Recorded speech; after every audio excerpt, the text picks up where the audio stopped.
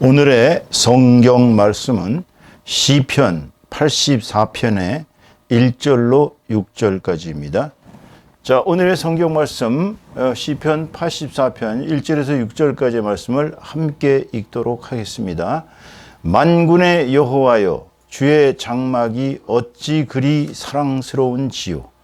내 영혼이 여호와의 궁정을 사모하여 쇠약하며 내 마음과 육체가 살아계시는 하나님께 부르짖나이다. 나의 왕, 나의 하나님, 만군의 여호와여, 주의 제단에서 참새도 제집을 얻고 제비도 새끼 둘 보금자리를 얻었나이다. 주의 집에 사는 자들은 복이 있나니 그들이 항상 주를 찬송하리이다. 셀라. 주께 힘을 얻고 그 마음에 시온의 대로가 있는 자는 복이 있나이다. 그들이 눈물 골짜기로 지나갈 때에 그곳에 많은 샘이 있을 것이며 이른 비가 복을 채워주나이다. 아멘. 오늘은 이 시편 84편 1절에서 6절까지의 말씀을 가지고 하나님의 은혜를 함께 나누도록 하겠습니다. 오늘의 시편은 매우 정말 아름다운 구절로 가득 차 있습니다. 주의 장막이 매우 사랑스러웠다면 때 어찌 그리 사랑스러운지요. 감탄하고 있어요. 그런데 이 시편 기자는 자기의 영혼이 여호와의 궁정을 사모한다고 그랬어요. 근데 궁정을 사모했는데 왜 쇠약해질까요? 얼마나 궁정에 나가서 기도를 하고 얼마나 울부짖으며 그렇게 살았길래 쇠약해졌을까요? 그래서 자기 마음과 육신을 다해서 살아계시는 하나님께 부르짖는 그야말로 통성 기도를 뜨겁게 하는 그러한 사람을 볼 수 있습니다. 그는 만사가 다 성전 안에서 이루어진다고 얘기를 하고 있어요. 그래서 나의 왕, 나의 하나님, 만군의 여호와여, 나의 황제, 나의 하나님 이렇게 하지 않고 왜 나의 왕 그렇게 했어요. 이 왕이라는 것은 모든 것을 통치하는 총책임자, 총수를 왕이라고 합니다. 사실 왕은 하늘과 땅과 인간을 다 이렇게 하나로 일관명하게 다스린다 그래서 왕이라고 그랬어요. 근데 그걸 갖다가 이제 천자라고도 했다가 또는 무슨 황제라고도 했다가 이렇게 또 태왕이라기도 하고 대왕이라고 하기도 하고 앞에다가 자꾸 수식어를 붙이지만 본질은 왕이에요. 하나님은 나의 왕, 그리고 나의 하나님, my God. 그 다음에 이제 만군의 여호와라고 했어요. 만군의 여호와라는 건 뭐냐면은 모든 호스트, 그러니까 하늘과 땅과 모든 것들의 여호와라는 거예요. 그래서 주의 제단에서는 참새도 제집을 얻었고 제비도 새끼들 보금자리를 얻는 거예요. 그러니까 이 세상의 모든 만물은 다 하나님의 성전에서부터 보금자리를 얻는다는 거예요. 주의 제단에서, 주의 성전에서 우리의 인생이 시작되고 우리의 인생이 마친다는 것을 마치 제비와 참새 같은 미물들 같은 그러한 생물들을 통해서도 비유를 하고 있어요. 그렇기 때문에 주의 집에 사는 자들은 복이 있다고 그랬습니다. 주의 집에 사는 자가 누구예요? 주를 사모하는 사람들입니다. 주를 위해 제사를 드리고 주에게 울부짖고 주에게 기도하는 사람들입니다. 이런 사람들은 복이 있어요. 그들은 항상 주를 찬송합니다. 입술에서 복이 떠나질 않아요. 주를 찬송하는 것은. 그렇기 때문에 주를 찬송하고 주의 말씀을 듣고 주께 기도하는 자는 주에게로부터 힘을 얻습니다. 힘을 얻고 그 마음에 시온의 대로가 있어요. 시온의 대로는 뭐예요? 시온은 바로 하나님 여호와의 성전이 계시는 뒷산이에요. 시온산. 그 시온산에 그로 향하는 큰 길이 나 있다는 거예요. 그러니까 우리의 마음은 항상 하나님께로만 향하는 그 마음의 대로가 있다는 것입니다. 이런 자들은 복이 있다고 그랬어요. 왜? 하나님을 섬기고 하나님을 따라 사는 사람들에게는 비록의 이 세상이라는 눈물 골짜기로 지나갈 때 참 세상 참 잘 표현했죠. 눈물 골짜기. 눈물을 흘리면서 골짜기를 지나갑니다. 그런데 그곳에서 많은 샘이 발견되고 또 이른 비가 그들을 복을 채워준다고 얘기했습니다. 이 시편 기자는 지금 하나님을 사랑하는 사람의 마치 하나님의 궁정, 하나님의 성전을 사랑하는 사람들의 애절한 사랑의 표현을 한 것처럼 그렇게 겉으로는 보여집니다. 그러나 우리는 여기서 역전이 일어난다는 사실을 알아야 합니다. 사실은 여기서 얘기하는 본질은 이 시편 기자가 하나님을 사랑하고 하나님의 성전을 사모하고 자기가 하나님을 향한 마음의 대로가 있다, 그 얘기를 하는 것이 아니에요. 사실은 오늘의 주제는 바로 하나님이 사랑하시는 사람입니다. 하나님께서 그냥 하나님을 사랑하면 하나님이 사랑하실까요? 나 하나님 사랑해요, 그러니까 하나님도 나 사랑해 주세요, 그렇게 되는 것일까요? 그렇지가 않습니다, 여러분. 하나님이 사랑하는 사람은 만세 전부터, 이거 만세 전이란 창세 전부터 얘기입니다. 창세 전부터 하나님께서 택정해 놓으신 사람이라는 사실을 알아야 합니다. 그러니까 하나님께서 너는 내 것이다, 너는 내 백성이다, 내가 너를 사랑하노라, 나는 네 이름을 안다 라고 만세 전부터 택정해 놓은 사람을 하나님이 사랑하시는 것입니다. 이건 다시 얘기하면요, 내가 하나님을 먼저 사랑한 게 아니에요. 사람들은 자꾸 하나님이 내가 하나님을 사랑했다 이렇게 착각을 하는데 그게 아닙니다. 하나님께서 나를 먼저 사랑하셔서 나를 예수 그리스도 안에서 구속하신 것이, 하나님께서 나를 사랑하지 않으셨다면 예수 그리스도께서 나에게 오지 않습니다. 예수 믿는 사람은 하나님의 사랑이 이미 예수를 통해서 역사하신 사람이에요.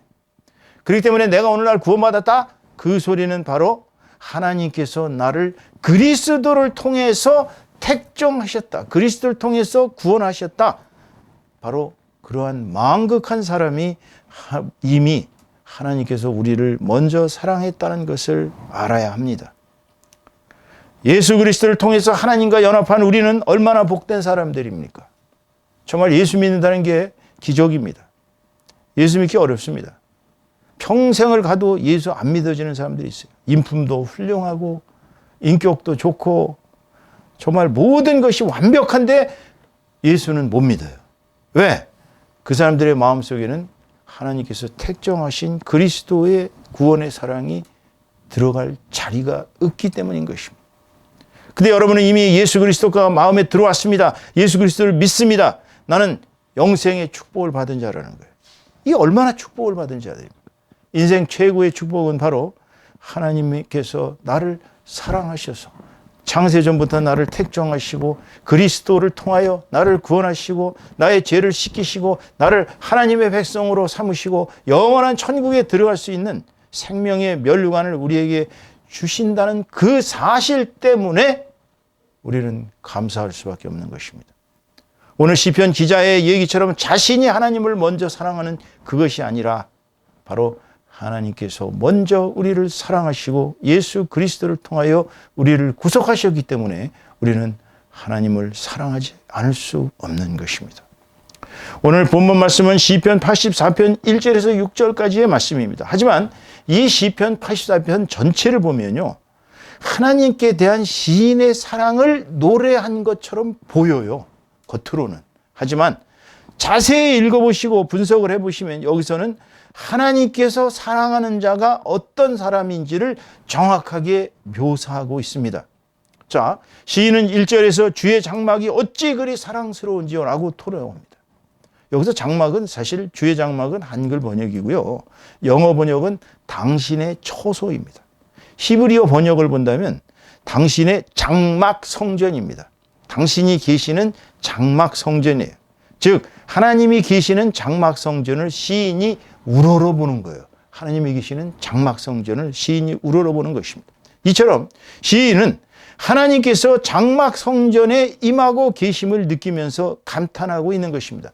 장막 성전은 뭐예요? 하나님께서 처음에 예루살렘에 성전을 지으신 것이 아니죠. 모세를 통해서 광야에 40년간을 그들을 광야에서 연단시키실 때 하나님께서는 모세를 통하여 장막을 보여주시고 그 장막에 성전을 지으시고 거기에 하나님께서 임재하셨습니다. 그것이 장막 성전이에요. 그러니까 이처럼 하나님이 사랑하는 사람은요, 하나님이 지금도 살아계신 영원한 하늘의 도성을 사랑할 수밖에 없어요. 이 세상을 사랑하는 것이 아니라 저 하늘나라에 올라왔을 때 하나님의 그 도성, 하나님께서 계시는 이제 쉽게 말하면 하나님 나라의 수도죠.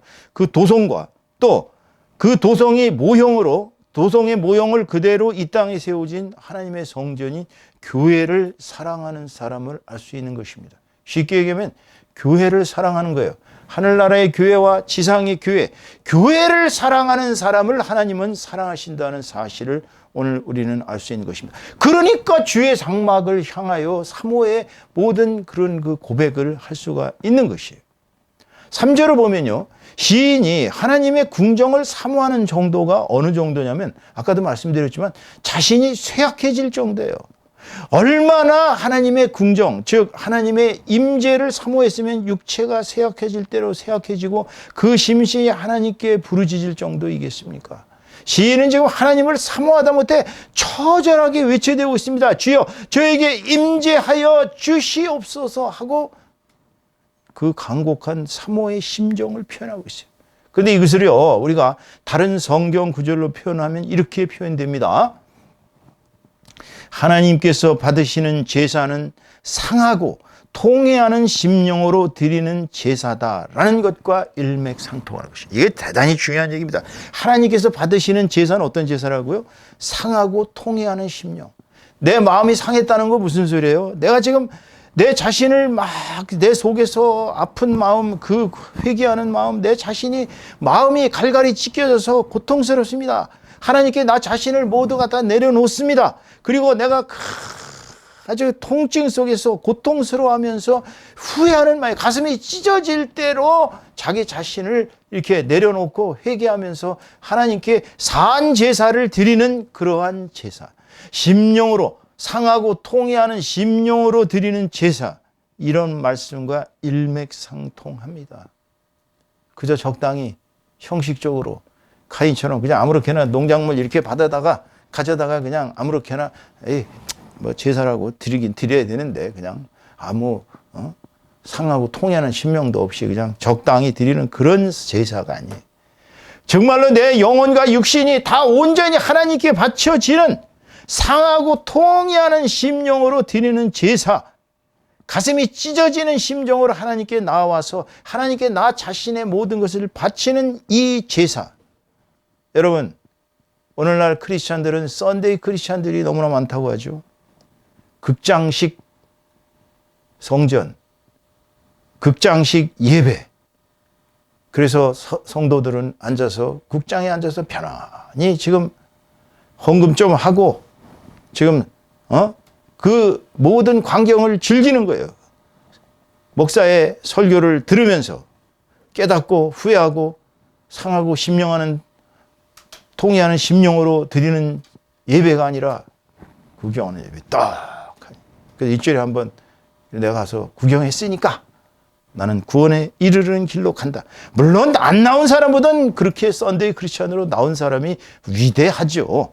하지만 지금 우리는 주께서 원하시는 예배는 바로 상하고 통회하는 심령으로 드리는 자신의 영육을 다 바쳐서 정말 산 제사를 드리는 사람, 예배를 드리는 사람, 그런 사람을 하나님께서는 사랑하시는 것입니다. 오늘 또 시인은 하나님의 궁정, 즉 하나님의 임재를 사모하면서 마치 참새와 제비가 거할 집을 얻는 것처럼 자신이 하나님과 함께 하는 것을 최고의 축복이라고 여겼어요. 이건 무슨 얘기입니까? 하나님과 함께 하는 것이 최고의 축복이라는 얘기는 하나님이 내 모든 삶의 중심에 계시는 거예요. 내 삶의 중심이 어디에 있느냐? 돈에 있느냐? 내 쾌락에 있느냐? 내 가족에게 있느냐? 내 명예에 있느냐? 내 권력에 있느냐? 내 학벌에 있느냐? 아니에요. 하나님이 내 중심에 있어야 됩니다.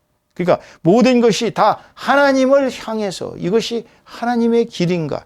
이것이 하나님께서 나에게 원하시는 것인가? 이렇게 하나님을 따라 사는 모든 삶이 바로 지금 시인이 얘기하는 최고의 축복인 것입니다. 우리 삶의 모든 영역에서 하나님이 임재하시면 우리 삶은 무한한 축복을 받습니다. 그러나 하나님이 떠나가시면 마치 우리는 집을 잃어버린 새들의 꼴이 될 것이죠. 둥지 잃은 새가 얼마나 비참하겠어요. 포덕포덕 날아가지고 쫙 수백 리 수천 리를 돌아다니다가 왔는데 둥지가 없어요. 새들은 어디에 깃들겠어요? 우리 영혼이 만약 하나님을 잃어버린다고 생각해 보세요. 우리 영혼은 노숙자가 되겠죠. 노숙해 보신 분 있습니까? 저도 한때 노숙을 1박 2일을 노숙해 본 기억이 있습니다. 그 새벽 추위에 비록 가을 되기 전 여름의 끝자락에서 노숙을 해봤는데도 엄청 춥더라고요. 새벽에는. 빨리 문 열리기만 기다리죠. 왜냐하면 교회가 열면 얼른 교회 갈 수 있으니까. 거기 가서라도 추위를 피할 수 있어요. 영혼이 하나님에게서 떠나면 바로 그 사람은 노숙자가 되는 것입니다. 여러분, 노숙자는 비참합니다. 사람들이 다 손가락질합니다. 에휴, 루저, 인생의 실패자, 오갈 데 없는 사람, 하나님께서 버린 사람, 이렇게 생각할 거예요.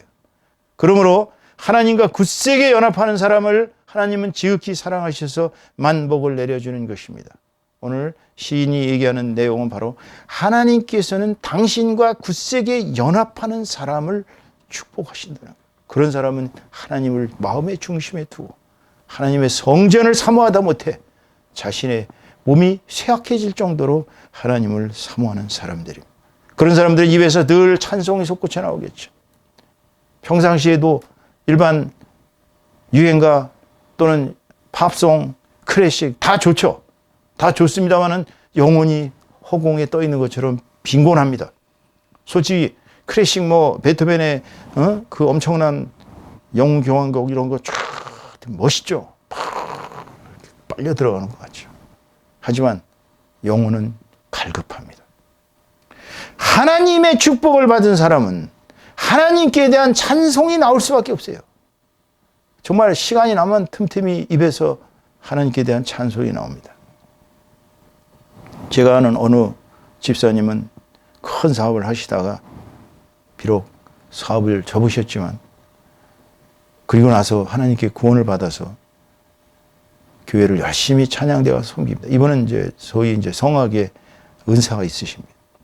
이분은 일어나면 꼭 하루에 18곡씩, 8곡도 아니고 18곡씩 하나님께 찬송을 먼저 바치고 삶을 시작한다고 합니다. 찬송할 때마다 우리는 하나님께서 나에게 임재하고 계신다는 걸 느끼셔야 합니다.